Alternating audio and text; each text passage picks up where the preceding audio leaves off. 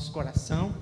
A voz já está acabando, mas só estou começando a jornada. Ainda vou pregar, se não me engano, 19 vezes daqui até o fim do mês.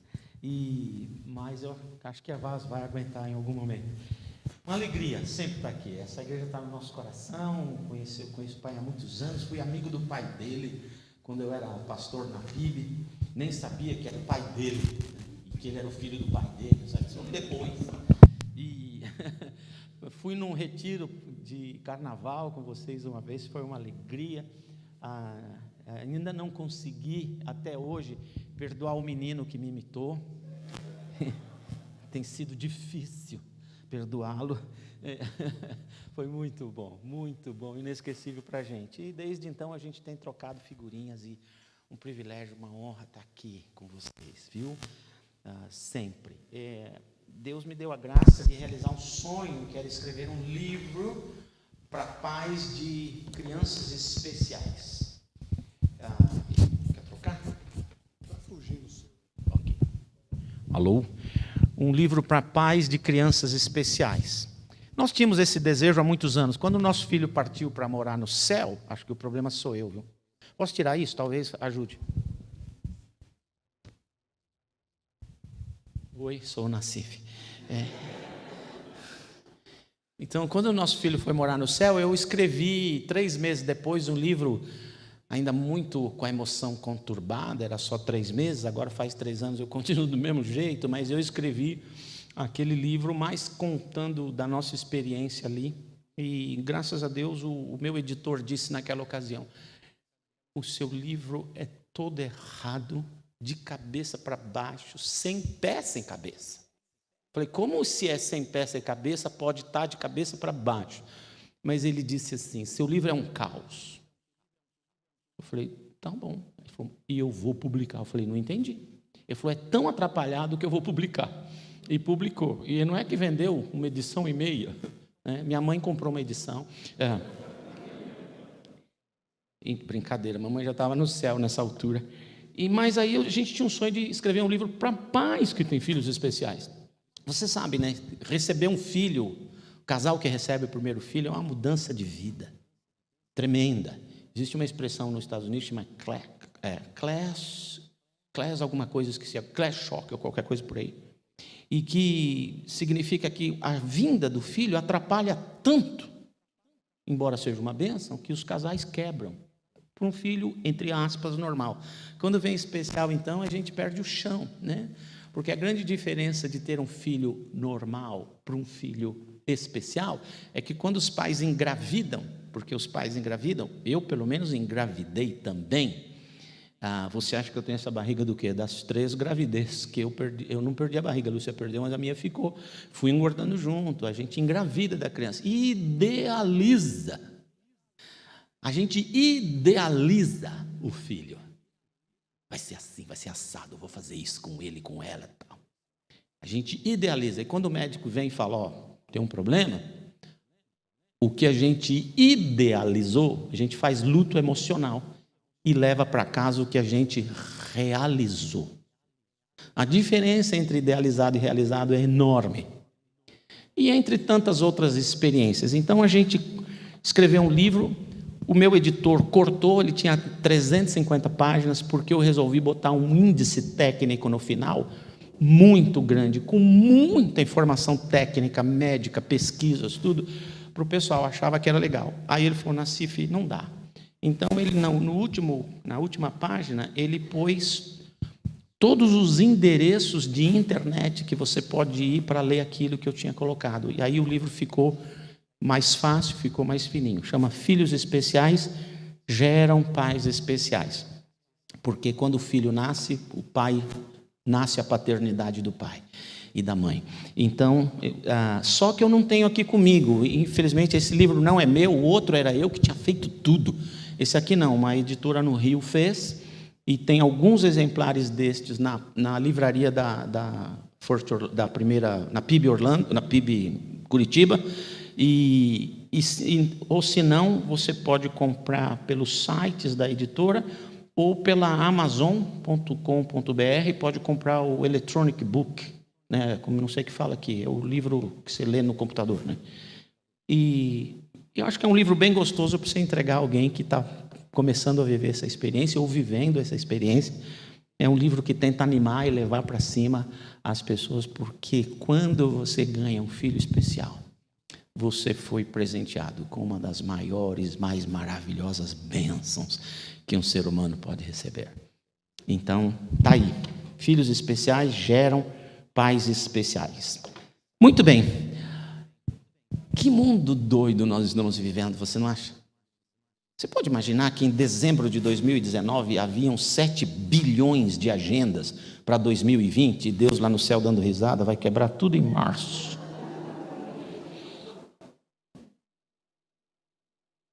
Complicado, né? Você sabe que nós seres humanos gostamos de controlar as coisas. Queremos ter as coisas sob nosso controle, não é? Até você casar, depois você sabe que quem controla é ela, mas e se não aprendeu com a pandemia, aprendeu que não tem nada no seu controle. Você não controla a sua pressão sanguínea, a sua corrente sanguínea, a sua pressão arterial, você não controla seu fígado, seus rins, você não controla o ar, você não controla as reações das outras pessoas, você não controla o trânsito, não controla nada. A gente não controla nada. E essa pandemia veio para acabar de ensinar que nós temos que aprender a viver um dia de cada vez. Só hoje. Viver hoje. E viver bem, da melhor maneira possível. A maioria das pessoas não estão conseguindo. Todos nós entramos na pandemia já com o tanque emocional bem vazio. E aí vai viver dentro de casa com uma pessoa que eu só vejo de vez em quando. Ou de manhã ou de noite. Você já parou para pensar o que é escola em casa? Eu nunca amei tanto professor. Professor é um milagre, é uma bênção. Ele aguenta os meus netos, horas por dia. E ainda quando vou na reunião, eles elogiam. Eu falo, não é possível. Que dom é esse de ser professor? Gente, no primeiro dia de aula online que teve lá em casa, o meu genro continuou trabalhando, minha filha continuou trabalhando, porque ambos trabalham em hospitais. Eles foram trabalhar e nós ficamos com os netos em casa. Primeiro dia, eu suspendi os dois e suspendi a merendeira, que eu não aguentava. Não, que é isso? Que mundo é esse que a gente está vivendo, gente? Ai, né? Ele sabe o que ele está aguentando. Como é mais fácil aguentar professor. Esse é o outro lado da história. Agora, as pessoas não estão conseguindo viver bem. Minha filha trabalha no hospital, num dos grandes hospitais da cidade de Orlando, e ela trabalha no prédio que cuida de crianças e famílias de crianças especiais. E ela disse para mim, papai, a UTI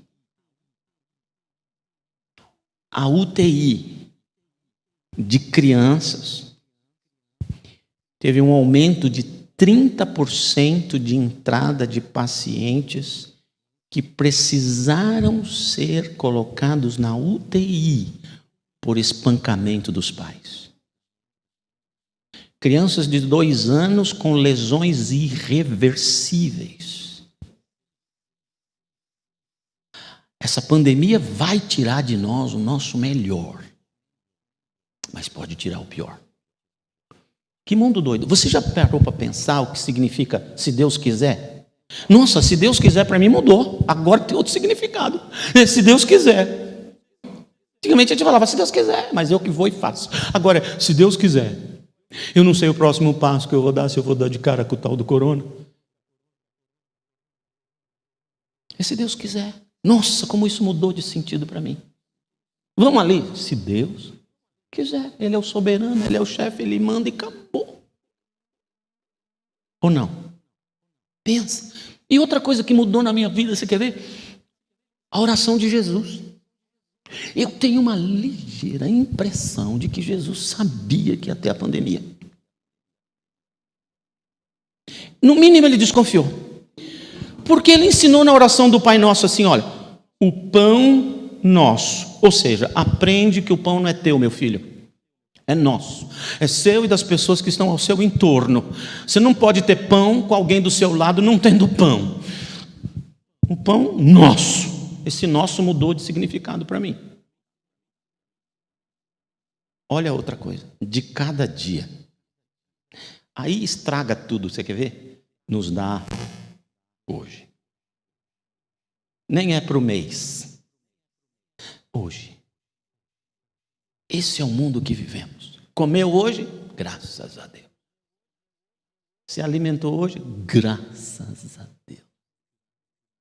Outra coisa que eu não sabia que eu amava, mas que eu tinha um amor forte, por isso eu não sabia, até quando anunciou, vai acabar papel higiênico, eu desesperei. Eu não sabia que eu amava tanto esse negócio. Gente, que mundo é esse? Vai tirar o meu papel higiênico? E eu perguntei, como eu vou fazer? Alguém me disse, igual antes, lavava com a mãozinha, pronto.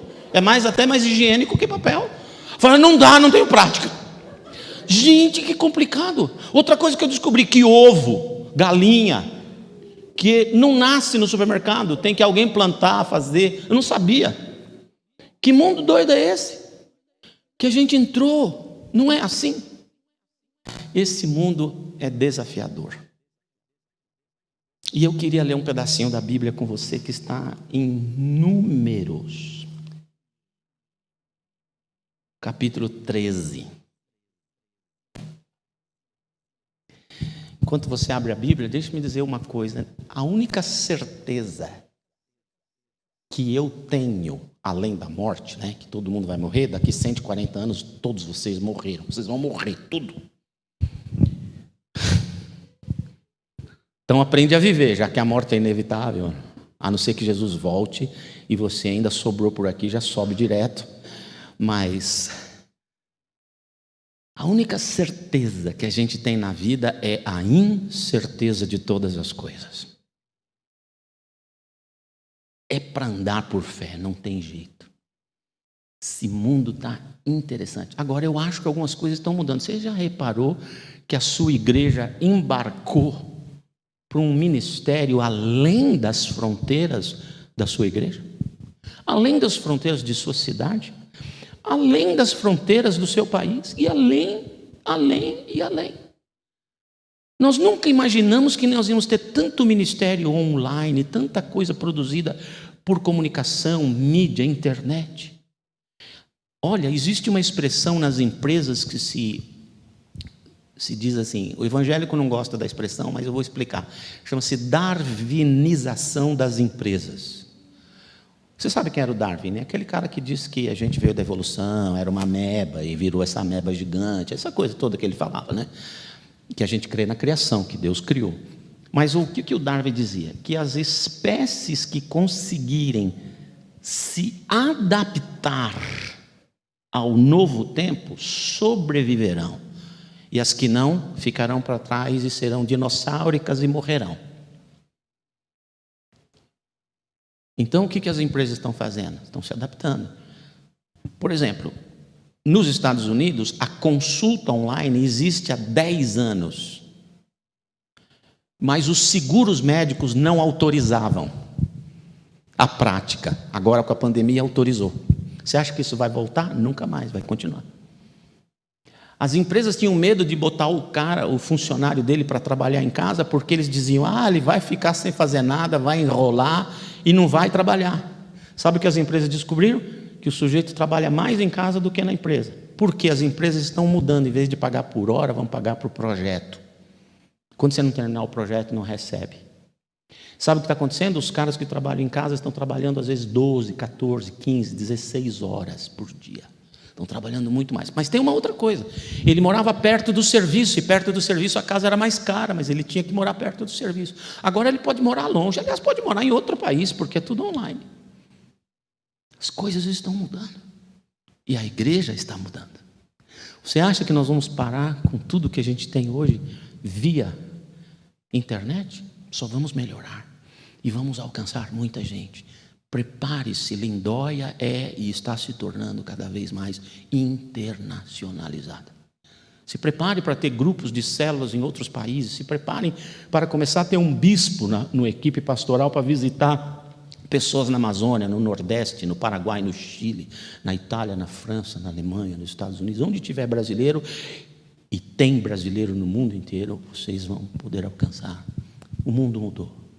Que mundo é esse?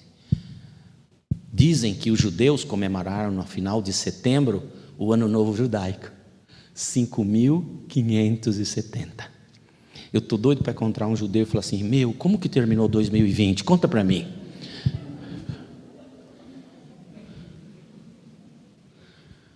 Mudou tudo, né? Abriu a Bíblia? Deu tempo, né? Números 13. Quem não encontrou, eu queria dizer para você, insiste, que tem na maioria das Bíblias.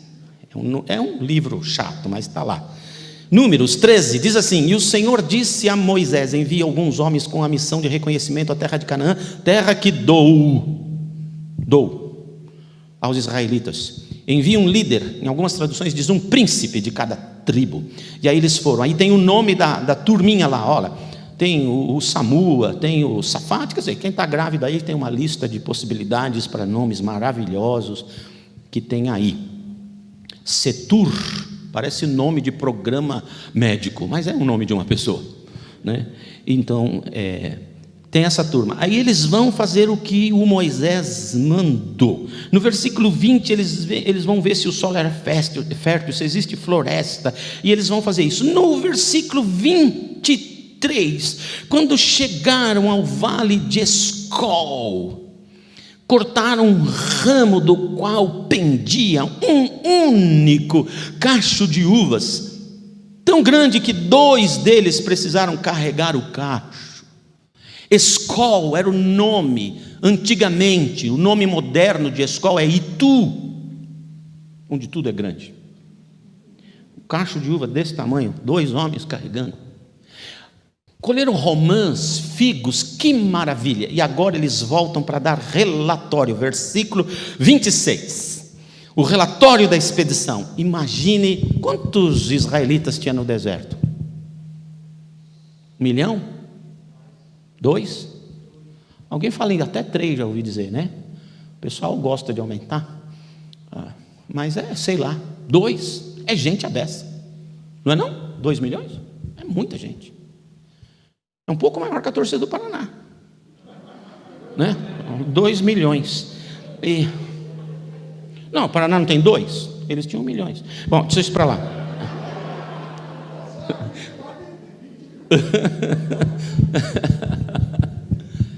Então, aí vem o relatório.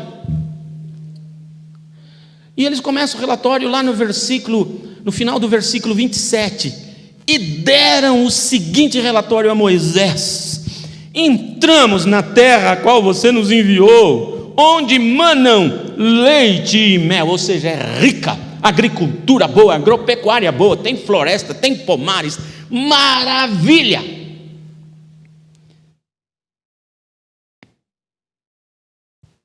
Mas aí tem o versículo 28, para estragar tudo. Eu não sei como está na sua Bíblia, mas na minha está assim: mas, algumas Bíblias talvez estejam, todavia, contudo, porém, vamos ficar com o mas. A minha Bíblia é melhor traduzida que a sua.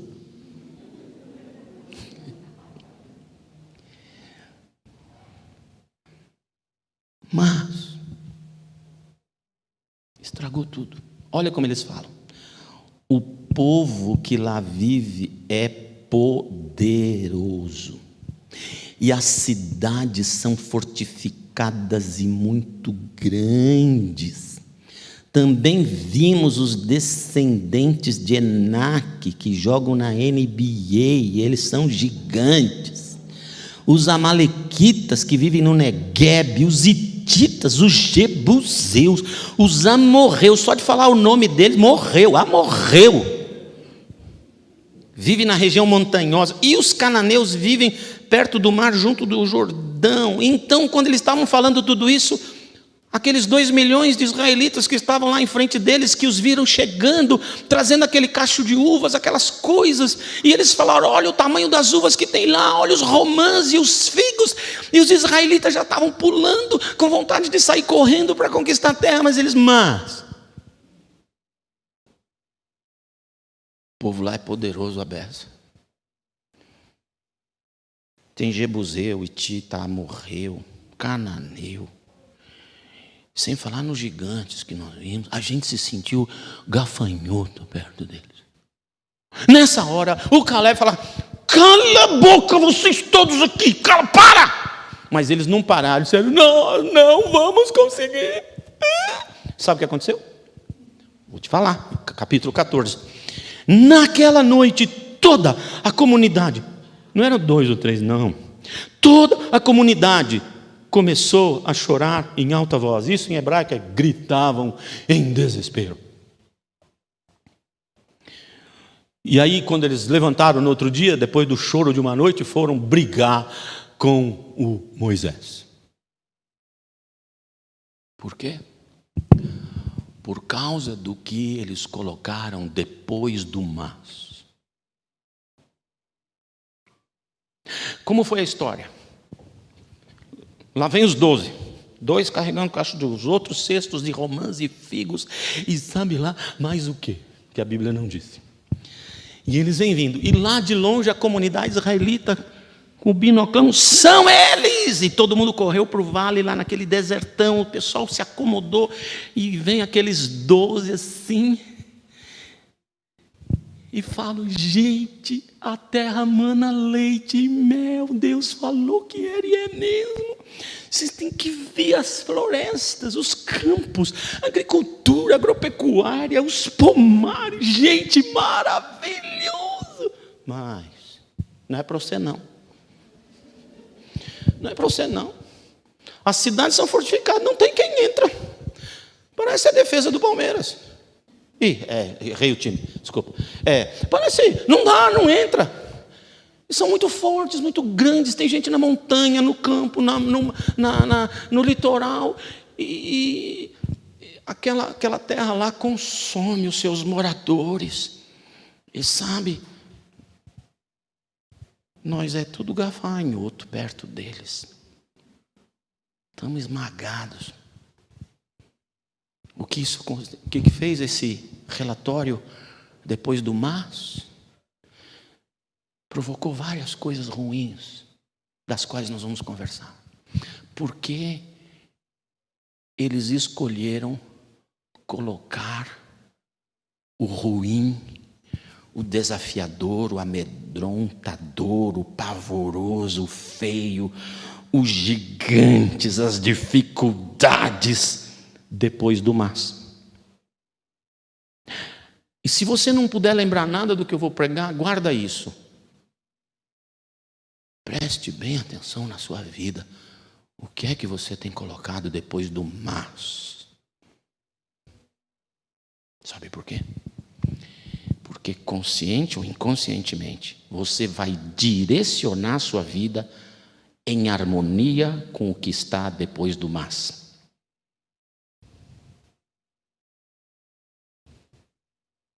Vamos ver o que aconteceu com os israelitas. Em vez deles chegarem... Gente, seguinte, estou apavorado. Tem cada gigante lá. Um tinha 18 metros, o outro falou: não, tinha 10. Não, para o meu medo ele tinha 28. Era grande demais. E aquelas cidades fortificadas, aquelas paredes enormes de pedra, que corre uma carroça em cima delas, não tem jeito. E tem povo aqui, povo ali, tem vigia, tem soldado, tem exército. Nós estamos mal nesse negócio, vai ser complicado. Gente, isso aí é o relatório. Mas, olha o que tem lá, gente. Olha o tamanho desse caixa. Nossa, só esse caixa de uva produz vinho, não, suco de uva para o ano. Olha os romãs, os figos. Nós vamos deixar para trás? Não. Eles resolveram pôr depois do mas tudo que era ruim. E o que causou? Vamos ver. Em primeiro lugar, quando você põe o que é ruim depois do mas de tua vida, você se sente isento de responsabilidade. Gente, Deus mandou a gente aqui, né? Mas, olha o que tem lá. Tem fruto bom, mas tem gigante, tem cidades. Então eu não vou. Não me sinto responsável. Eu me isento de responsabilidade daquilo que eu preciso fazer. Segundo, quando o que você põe depois do mas é coisa ruim, você acusa as outras pessoas. Está cheio de gigante lá, está cheio de gente brava, eles consomem as pessoas, nós somos gafanhotinhos, é complicado, eles. Quando você põe coisa ruim depois do mas, você acusa os outros de culpados da sua realidade. E deixe-me dizer uma coisa para você, ainda que eles possam de alguma maneira terem sido culpados pelo que te aconteceu, só acusá-los não vai ajudar você em nada. Porque o primo da acusação, terceiro lugar, quando eu ponho coisa ruim depois do mas, eu passo a me auto-vitimizar. Gente, Deus falou daquela terra que manda leite e mel, não o caixão de uva que tem lá, gente, mas olha, aquele gigante não vai deixar entrar, acabou comigo, me destruiu. Que isso? Auto-vitimização. Não tem coisa pior na vida do que uma pessoa que é auto-vitimizada. Quem é nada? Sabe o que é o acusador e o auto-vitimizado? É uma pessoa que não só se isentou de responsabilidade no que ele deveria fazer para conquistar o que Deus falou que ele tinha que conquistar, mas ele também passa a entregar aos seus acusadores que emoções ele tem que sentir. Ele não decide o que ele sente, ele deixa que os outros o façam. E alguns auto-vitimizadores fazem isso para ganhar simplesmente uma expressão de dó. Ai, tadinho. Mas sabe, eu vou te falar uma coisa. Quando você só acusa os outros, ou quando você se auto-vitimiza, isso mostra que você está dando aos outros o direito de tomar decisões para a sua vida que eles não poderão fazer.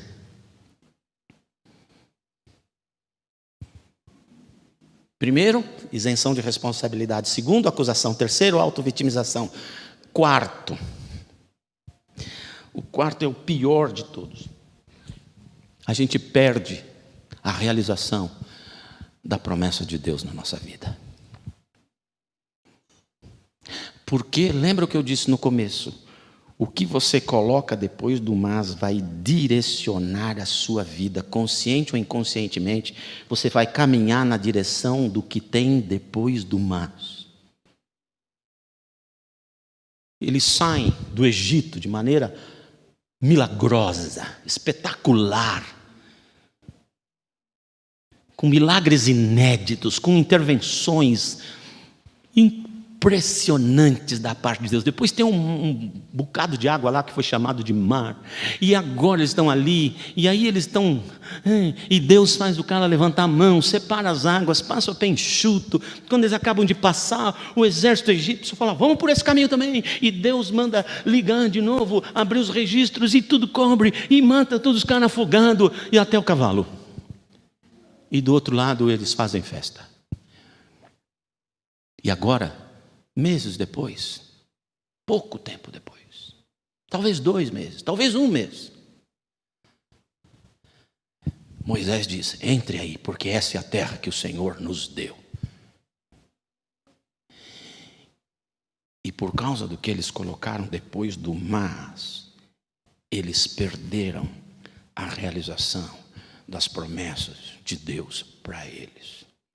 Nenhum dos israelitas, só 2 dos israelitas que entraram no deserto, entraram na terra prometida. Os outros 2 milhões morreram no deserto, porque o que vem depois do mas os impediu de que Deus realizasse a promessa dele para eles.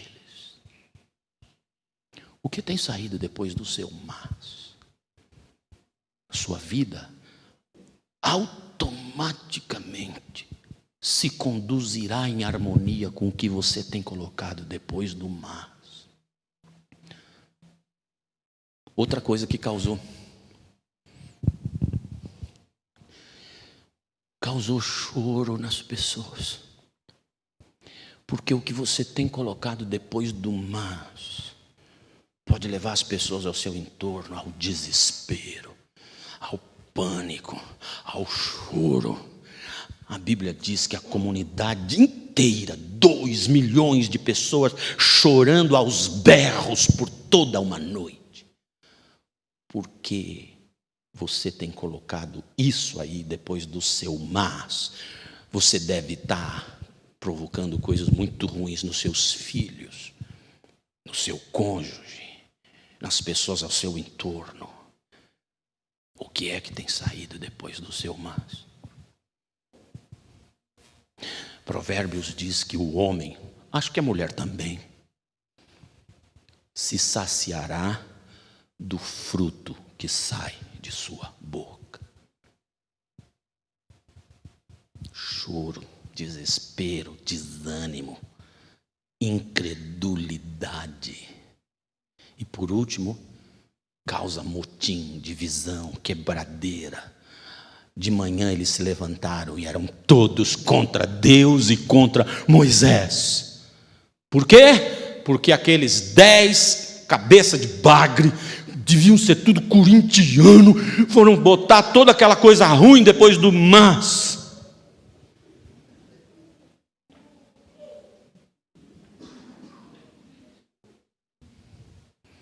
Os caras levantam para quebrar o pau com Moisés e dizer: para isso você e Deus nos trouxeram aqui? Se era para morrer aqui, deixar a gente morrer no Egito. Sabe, a Bíblia fala que poucas vezes Deus perdeu a paciência, mas perdeu com os israelitas no deserto. Ele falou: hoje eu mato tudo. Demorou 40 anos para ele matar tudo, mas matou. Deus é tardio para ficar irado, mas quando fica, igual minha esposa, não tem volta. Briga mesmo. Pensa nisso. O que tem saído depois do seu mas em relação a você mesmo? Olha, eu estou aqui querendo trabalhar, mas está tão difícil. Olha, eu estou querendo ir ali, mas eu não posso. Eu tenho que ir ali, mas tem corona na rua. Eu tenho que não sei o quê, eu queria aquela coisa, eu sonho que isso, mas não dá, mas é impossível. O que você está dizendo para você mesmo depois do seu mas? Sua cabeça está acreditando. E você vai se auto-sabotar e vai fazer exatamente o que você está dizendo. O que você está dizendo depois do seu mas para os seus filhos? Você é meu filho, mas é um burro, sabia? Hã? Você é meu filho, mas não faz nada certo. Hã? Estou falando do meu pai. Ele fazia assim para mim. E eu acreditei. O que você está falando para os seus filhos depois do mas? Ok, que você fez o dever, mas está porco. Ok que você passou de ano, mas teve uma notinha ruim, hein? O que você está falando para os seus filhos? Será que você não está colocando depois do mas coisas que os seus filhos se tornarão por causa de tantas vezes que você repetiu? O que você tem colocado depois do mas para o seu cônjuge?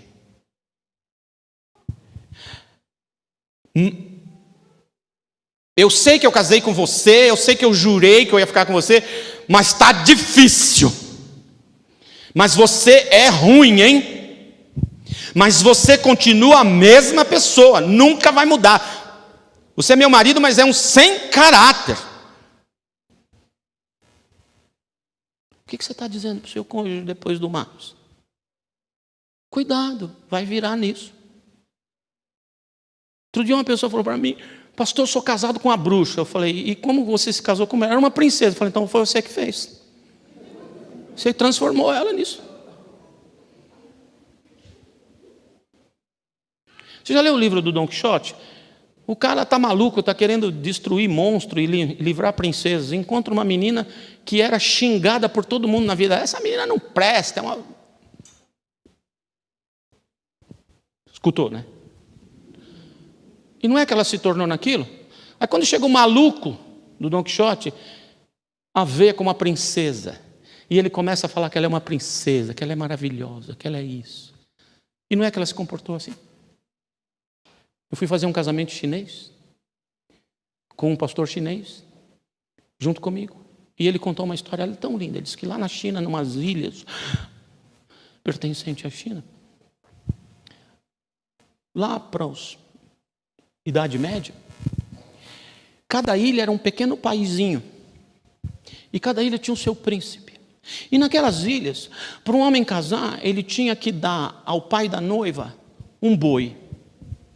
Se a noiva fosse bonita, ele dava um boi. Mas se a noiva fosse muito, mas muito bonita, ele dava 2. Agora, se a menina fosse muito bonita, ele dava 3. E não tinha, na história da existência daquelas ilhas, nenhum pai que tivesse recebido 3 bois. Mas tinha numa das ilhas uma menina feia. Se ela vivesse hoje, ela ia ter cara de corona. Arrupiada. E chega um príncipe de uma outra ilha, riquíssima, e ele era riquíssimo. Ele vai com os barcos dele para essa ilha e se encantou com aquela moça e foi falar com o pai dela: você me dá sua filha em casamento? Quase que o pai falou: quantos bois eu tenho que dar para você? E antes que o pai falasse, ele disse assim: eu lhe dou 4 bois por sua filha. Ninguém acreditou, pensou que ele era louco. Ele deu 4 bois para o pai dela, botou a menina no barco, foi viver na ilha dele. 1 ano de casado, ele fez uma festa e convidou a ilha inteira dos pais da menina. Mandou dezenas de barcos e veio a ilha toda, uma festona. O cara morava bem pra caramba, um casão. Um monte de empregado, um monte de comida, um monte de tochas iluminando tudo, um monte de bebida que eles gostavam lá, sei lá o que era, pinga de arroz, acho, sei lá o que chinês gosta. E cadê a tal da esposa? Que ninguém acreditava ia durar 1 mês. Já durou 1 ano. Todo mundo falou, a hora que ele abriu o olho,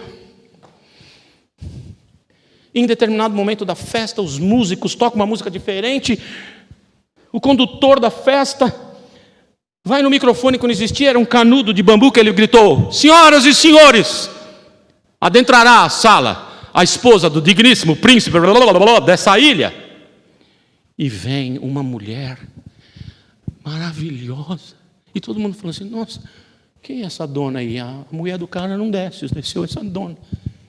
E quando ela chegou no último degrau, ele foi, segurou na mãozinha dela, ela pôs a mãozinha dela em cima da mãozinha dele, e ele veio diante da ilha dela, que estava ali presente, e disse: eu quero agradecer, porque vocês me deram a mulher mais linda e mais maravilhosa do mundo para ser minha esposa. Por isso eu os convidei para dizer obrigado. E todo mundo ficou.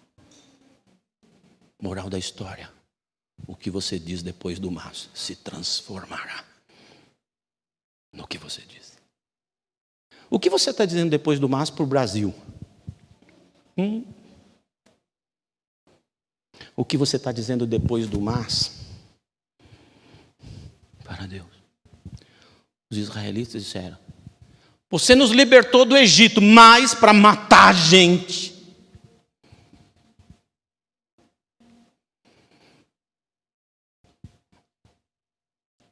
Como deveria ser a história?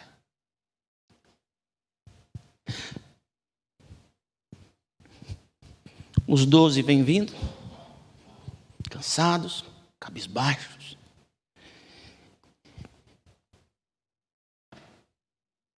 Pessoal, galera, seguinte, tá cheio de gigante lá. Não vou mentir não, tá complicado o negócio. Fortalezas para tudo que é lado. Exército grande. Os caras não são fracos não. É assim, é a Alemanha na Copa do Mundo do Brasil contra um time que eu nem lembro mais, que apanhou 7, acho que foi. Não consigo esquecer, gente. Ai.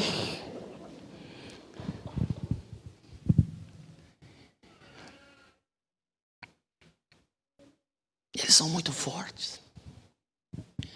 Mas lá, eu acho que a história tinha que ser assim.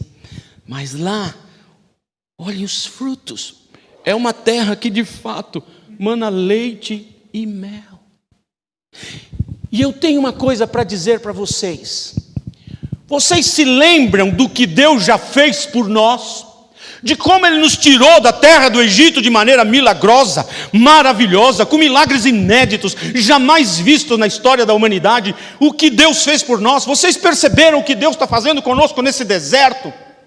De noite Ele bota uma tocha lá em cima para aquecer o frio desse deserto. De noite Ele bota uma nuvem para ficar tranquilo o calor desse deserto. Ele está fazendo comida cair do céu. O nosso sapato não está envelhecendo, a roupa não envelhece. Deus está cuidando de nós. Eu creio no que Deus prometeu. Eu creio no meu Deus. Vamos e vamos conquistar. Que era o que o Caleb estava dizendo.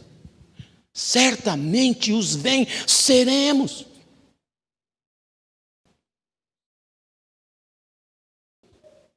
Mude o mas da sua vida. Ou o que vem depois do mas de sua vida. Ah, pastor, então eu tenho que fazer de conta que o mal não existe? Não. Tem corona. Não sei se tem tanto como estão dizendo, mas tem. Né? E o corona está assim surpreendendo a gente, né? Meu sobrinho aqui em São Paulo é enfermeiro. Pegou. Veio para casa e infeccionou a esposa. Infectou, contagiou a esposa e as 2 filhas. E ele mora com a minha sogra. E aí todo mundo disse, tira a vovó daí, leva para a casa da outra filha, rápido. Levaram a vovó correndo, contra a vontade da vovó. A vovó foi para morar na outra filha, com outro genro. Dali uns dias a filha e o genro estão doentes. Tira a vovó daí, leva para outra casa. Até que um santo disse, faz exame na vovó. 90 anos, tem o vírus, assintomática, mas passa para todo mundo. Apelido de vovó, a rainha da Inglaterra. Não morre, não. A única pessoa viva depois do Apocalipse vai ser a rainha da Inglaterra. Impressionante. E vovó. Já não é única, né? Gente, tá aí, é verdade. Eu posso dizer, gente, tem uma situação aí fora, uma pandemia, que é gigantesca. Que é muito maior do que nós, muito mais poderosa do que eu, da qual eu não tenho controle absolutamente, quase nada. Mas eu tenho um Deus que já realizou milagres na minha vida. Eu tenho um Deus que fez promessas para mim. E eu tenho um Deus que é meu Pai. O que você põe depois do mas? Porque a sua vida será consciente ou inconscientemente direcionada em harmonia com o que vem depois do mas. Mas tem gigante. Eles viraram as costas para a bênção e perderam a bênção. Tem gigante, mas tem fruto e Deus disse que nos deu a terra. Vamos. Caminhe por fé. Não, você não deve baixar a guarda quanto às suas precauções de acordo com as autoridades sanitárias. Máscara. Luva. Outro dia eu recebi um post. Um áudio. Falaram para mim que de hoje em diante, para ir no supermercado, tem que usar máscara e luva. Eu fiz direitinho. Cheguei lá, passei a maior vergonha. As pessoas estavam usando roupa também.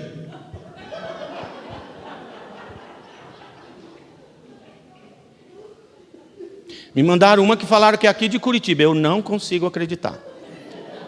Eu não consigo acreditar que um curitibano falaria isso, mas falaram que é de curitibano. Eles disseram assim, esse negócio de 2 metros de distância, quando é que vai acabar? Eu não vejo a hora de voltar ao normal, a 10 metros.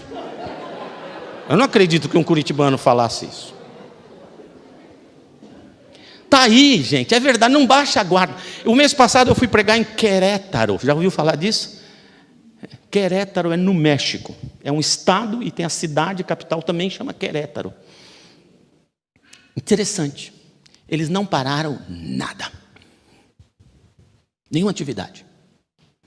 As de grandes concentrações de pessoas fizeram isso que nós estamos fazendo, mas não pararam nada.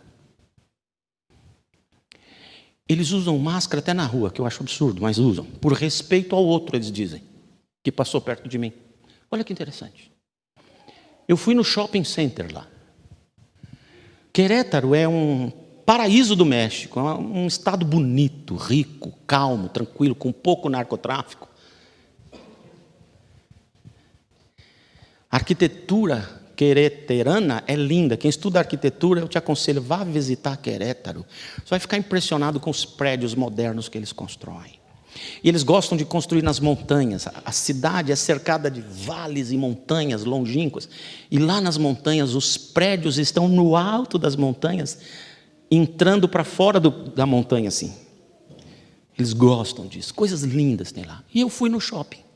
Para entrar no shopping tinha temperatura na mão, porque eles já tinham descoberto que na testa não é bom.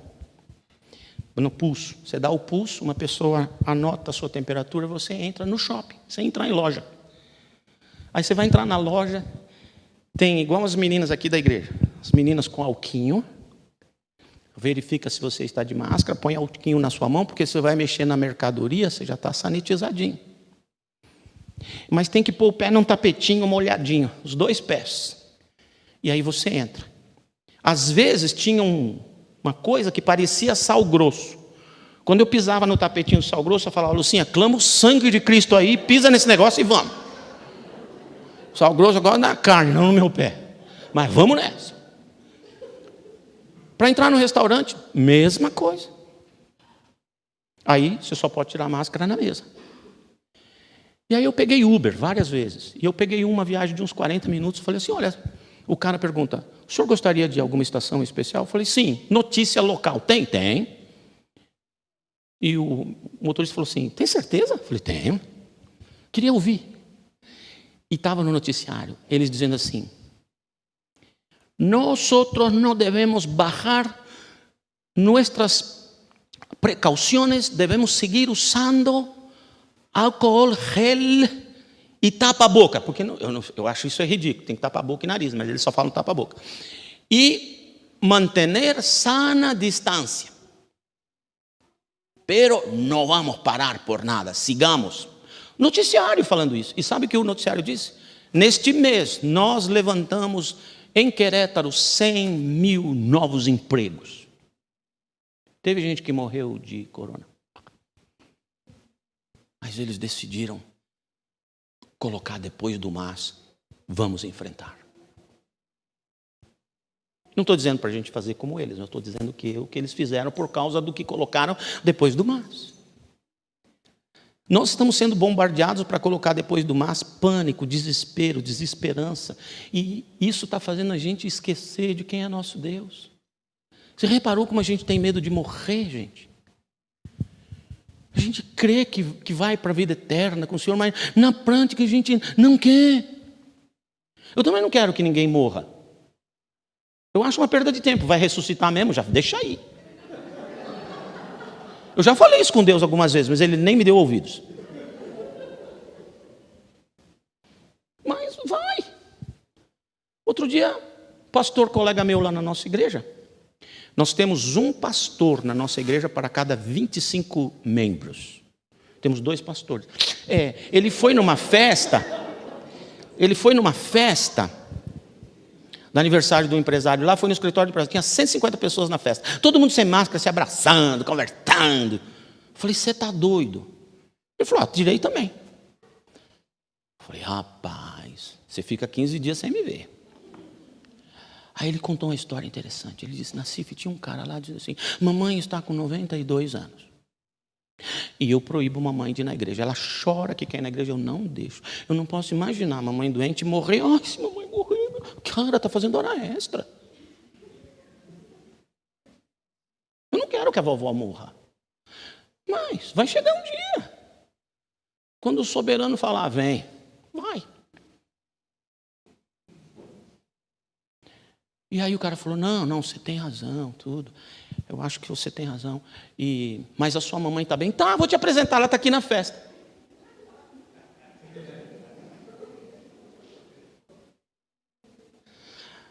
Na igreja ele tem medo, na festa ele não tem. Você já notou que essa maluquice está acontecendo com muita gente? Não vou na igreja por causa da pandemia, mas faz selfie no restaurante. Mas na hora de morrer tem um medo. E crente usa a expressão assim: perdi meu pai. Perdeu? Ele era crente? Então não perdeu. Você sabe onde ele mora. Gente, Não podemos ter medo dos gigantes que estão lá fora. Apenas mude o que tem saído de sua boca depois do seu mas. Amém? Feche os seus olhos que eu quero fazer uma oração junto com você, direcionada.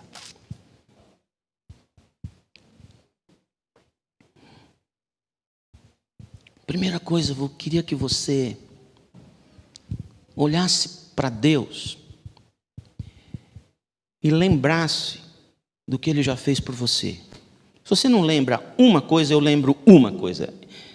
Ele mandou Cristo morrer na cruz do Calvário por você. Cristo disse assim: Senhor, se você puder, afasta de mim esse cálice, mas faz a tua vontade. Por causa do depois do mas de Jesus, eu e você temos salvação. Isso já vale, a gente está garantido para a vida eterna. Se você lembrar disso, você vai saber que a morte é tonta, é boba, é idiotinha. Porque quando a morte te mata, de fato, ela te deu a vida que nunca mais acaba. Lembra disso. Lembra disso. Lembra do que Deus já fez, dos milagres, das orações respondidas. Lembra das promessas que Deus fez para você. Deus tem promessa para você. Está cheio de promessas na Bíblia, mas eu sei que Deus faz promessa individualmente também. Tem promessa para você. Lembrou dessas coisas? Agora fala assim: Senhor, me perdoa por tudo que tem saído da minha boca depois do mas a meu respeito. Mas eu não posso, mas eles fizeram coisa ruim para mim, mas a coisa está feia lá fora, mas eu não acredito, mas não pode ser verdade. Pede perdão de toda tranqueira ruim que saiu de sua boca depois do mas. Segundo, pede perdão por toda coisa ruim que saiu de sua boca depois do mas em relação aos seus filhos.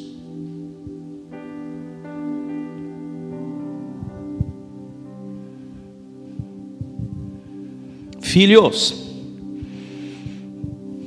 peçam perdão a Deus. Você aí, você mesmo, você mesma, pede perdão a Deus por tudo de ruim que tem saído da sua boca depois do mas em relação aos seus pais. É meu pai, mas eu odeio. É meu pai, mas não faz nada. Meu pai só pega no meu pé. É minha mãe, não deixa eu ir ali. Minha mãe é uma chata. Minha mãe é minha mãe, mas é chata. Pede perdão a Deus agora. Queridos, pede perdão a Deus por tudo de ruim que saiu depois do mais em relação ao seu cônjuge. Pede perdão a Deus. Pede perdão a Deus por tudo de ruim que saiu depois do mas de sua boca em relação ao seu país.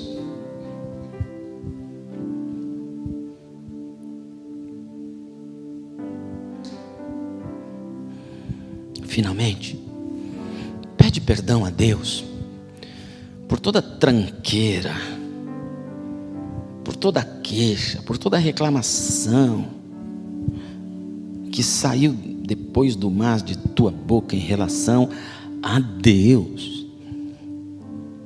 A Deus. Os judeus disseram: você é o nosso Deus, mas nos trouxe aqui para nos matar. Quando a gente fala isso, a gente está dizendo que acreditamos num Deus que quer a nossa desgraça, e isso machuca o coração do Pai. Pede perdão. Tal qual o filho pródigo, vou voltar para casa e dizer: Pai, pequei contra você.